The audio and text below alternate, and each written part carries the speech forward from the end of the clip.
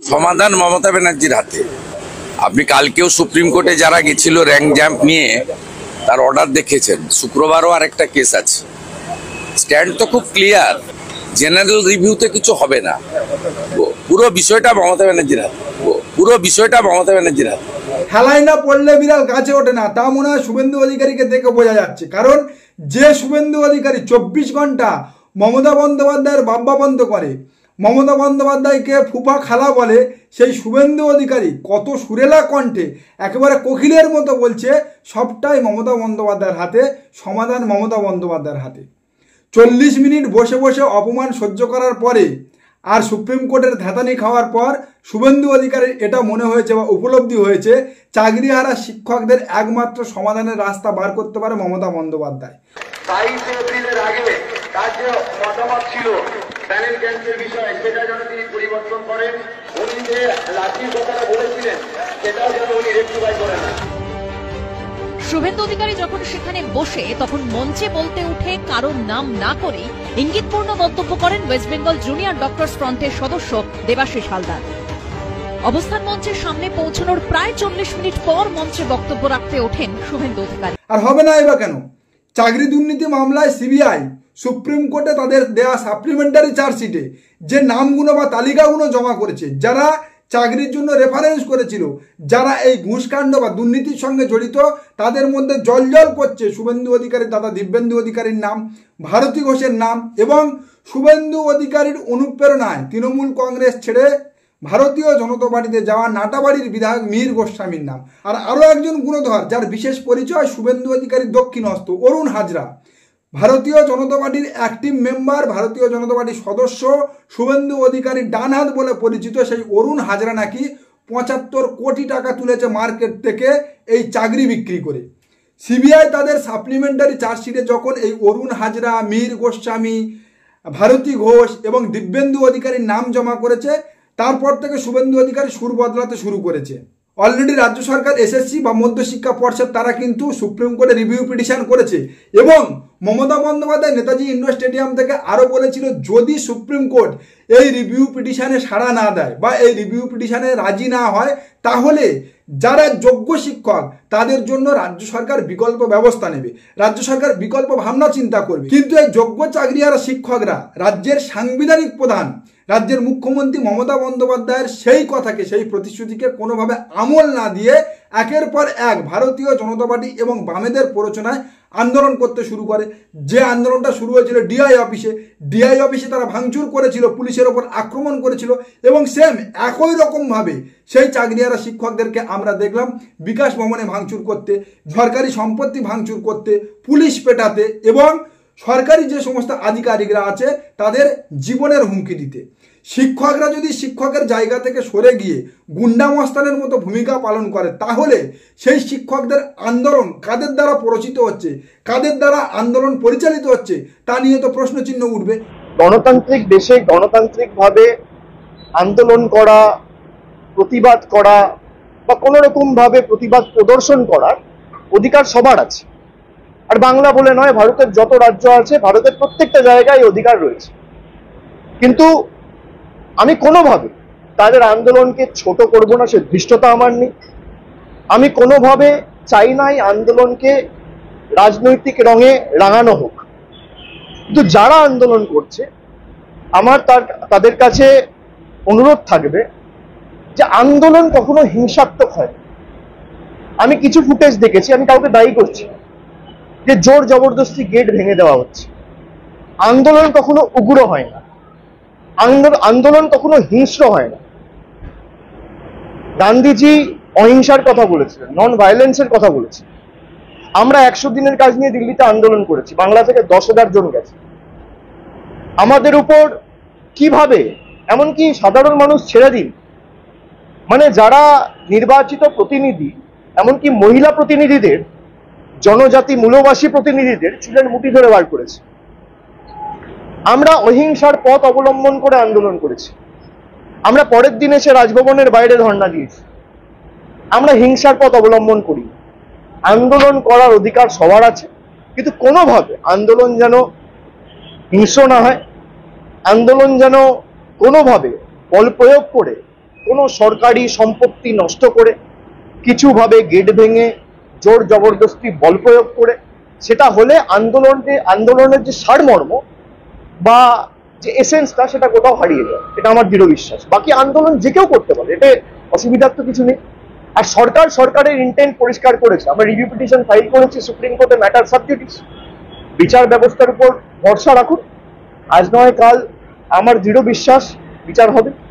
আর এই যে সমস্ত শিক্ষকরা দুর্নীতির কারণে তাদের চাকরি চলে গেছে, দুর্নীতির জন্য তাদের চাকরি হারাতে হয়েছে বলে কসবার ডিআই অফিস থেকে শুরু করে বিকাশ ভবন পর্যন্ত আন্দোলন করছে, রাস্তা কাঁপিয়ে দিচ্ছে, সেই শিক্ষকরা যারা নিজেদেরকে সততার প্রতীক বলে, যারা শিক্ষিত বলে দাবি করে, তারা ক্রাউড ফান্ডিং করে সমাজ থেকে আন্দোলনের নামে কোটি কোটি টাকা তুলছে। আর সেই শিক্ষকদেরকে যদি প্রশ্ন করতে যাওয়া হয়, যদি তাদের জিজ্ঞাসা করা হয় কেন তারা ক্রাউড ফান্ডিং করছে, সমাজের সাধারণ নাগরিকের সিম্প্যাথির সুযোগ নিয়ে কেন তারা কোটি কোটি টাকা তুলছে, যেমন আরজিকর আন্দোলনের সময় আমরা দেখেছিলাম যে টাকার হিসাব এখনো পর্যন্ত দিতে পারেনি আন্দোলনকারী চিকিৎসকরা, ঠিক সেই একই রকমভাবে কেন এই চাকরিহারা শিক্ষকরা আন্দোলনের সিম্প্যাথি দেখিয়ে সমাজ থেকে টাকা তুলছে, সেই প্রশ্ন করতে গেলে তাদের আবার গোসা হচ্ছে, তাদের রাগ হচ্ছে। যদি হিসাব কিতাবের কথা বলো তাহলে তা আরো চরমে উঠছে। দেখুন, আমরা দেখতে পাচ্ছি কিছু কিছু সংবাদপত্র, দুটো সংবাদপত্র আমরা দেখেছি, নাম যদি নিই তাহলে অসুবিধা হতে পারে, তাই আমরা নাম নেব না, কিন্তু বলতে পারি যে তারা লিখছে যে এই যে শিক্ষক শিক্ষিকা শিক্ষাকর্মী যারা যোগ্য তাদের আন্দোলনটা নাকি জঙ্গি আন্দোলন। তারা এটাও লিখছে যে কোটি কোটি টাকা উঠেছে যার হিসাব নেই। প্রথমত তারা কে যাদেরকে আমার হিসাব দিতে হবে, জনগণের সিম্প্যাথির সুযোগ নিয়ে সমাজ থেকে টাকা তুলবে কিন্তু হিসাব দেবে না, শিক্ষক হয়ে গুন্ডা মস্তানের মতো আচরণ করবে, সরকারি সম্পত্তি ভাঙচুর করবে, পুলিশ পেটাবে, সরকারি কর্মচারীদের প্রাণহানির হুমকি দেবে, কিন্তু পুলিশ যদি তাদের বিরুদ্ধে ব্যবস্থা নেয়, পুলিশ যদি তাদের বিরুদ্ধে অ্যাকশন নেয়, তাহলে সেটা নাকি পুলিশের প্রহসন হয়। আবার তা নিয়ে আমাদের রাজ্যের বিরোধী দলনেতা মাঠে নেমে বলে কোনো সভ্য দেশে নাকি এমনটা হয় না, কোনো সভ্য দেশে নাকি শিক্ষকদের উপরে লাঠি চার্জ হয় না। উপর বেধারক লাঠিচার্জ করলো পশ্চিমবঙ্গের রাজ্য পুলিশ, কি বলবেন বিকাশ ভবনের সামনে? সবাই দেখেছে, শুনেছে, জেনেছে, এটা বর্বরচিত, অমানবিক, হৃদয় বিদারক। ও সভ্য দেশে এগুলো হয় না। মাননীয় শুভেন্দু অধিকারী মহাশয়, আপনি হয়তো ভুলে গেছেন, সম্প্রতি কয়েক মাস আগে এলাহাবাদ হাইকোর্ট আপনাদের ছোটা ফ্যান্টার আদিত্যনাথের সরকারের দুর্নীতির কারণে ৭৬,০০০ প্যানেল বাতিল করেছে। ৭৬,০০০ শিক্ষকের প্যানেল বাতিল করেছিল চাকরির। আর সেই শিক্ষকরা যখন রাস্তায় নেমে আন্দোলন করছিল, ধর্ণা দিচ্ছিল, তাদের দাবির কথা বলছিল, তখন ইউপি পুলিশ নির্মমভাবে কয়েক মিনিটের মধ্যে সেই আন্দোলন ফাঁকা করে দিয়েছিল।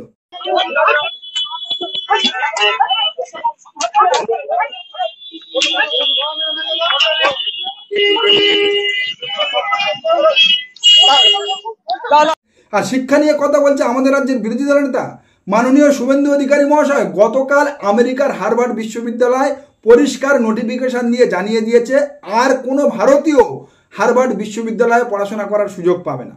হার্ভার্ড বিশ্ববিদ্যালয় পরিষ্কার জানিয়ে দিয়েছে কোনো ভারতীয়কে আর তারা পড়াশোনা করার সুযোগ দেবে না। আমাদের বিশ্বগুরু আর বিরোধী দলনেতার বাবা মোদিজির সব থেকে নাকি কাছের বন্ধু, গহরি দোস্ত ডোনাল্ড ট্রাম্পের দেশ আমেরিকা গতকাল নোটিফিকেশন দিয়ে জানিয়ে দিয়েছে ভারতের আর কোনো ছাত্র, আর কোনো শিক্ষার্থী হার্ভার্ড বিশ্ববিদ্যালয়ে পড়াশোনা করতে আসতে পারবে না। সবই মোদিজির দয়া।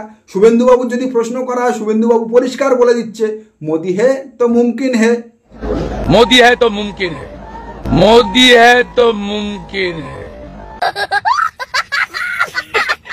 আমাদের দেশের প্রধানমন্ত্রী 2014 সালে ক্ষমতায় আসার পর থেকে আজও পর্যন্ত ৭৪টা দেশে ৮৮ বার বিদেশ সফর করেছে, যেটা বিগত দিনে ভারতের কোনো প্রধানমন্ত্রী করতে পারেনি। ভারতের কোনো প্রধানমন্ত্রী সেই রেকর্ড করতে পারেনি, না জওহরলাল নেহরু, না রাজীব গান্ধী, না ইন্দিরা গান্ধী, না অটল বিহারী বাজপেয়ী। মোদিজি ৮৮ বার বিদেশ সফরে গিয়েছে, তার মধ্যে আমেরিকাতে গিয়েছিল 10 বার।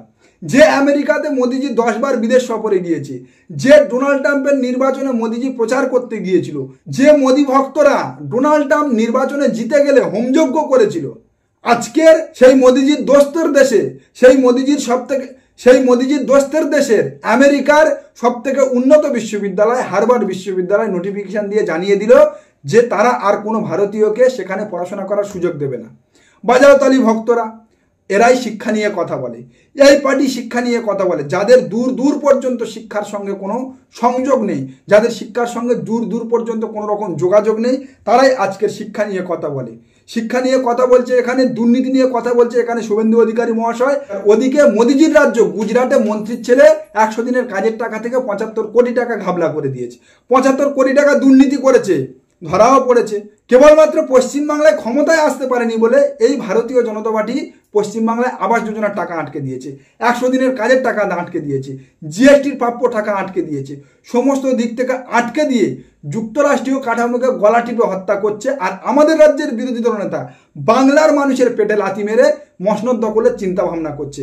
দেখুন, বিরোধী দলনেতার কাজ বিরোধিতা করা, কিন্তু সেটা হওয়া উচিত গঠনমূলক। আর আমাদের রাজ্যের বিরোধী দলনেতা শুভেন্দু অধিকারী মহাশয় কেবলমাত্র বিরোধিতার নাম করে রাজ্যের টাকা আটকে দিয়ে পশ্চিমবাংলার সাধারণ জনগণের পেটে লাথি মেরে পশ্চিমবাংলার জনগণের ভাতে মারার চেষ্টা করছে।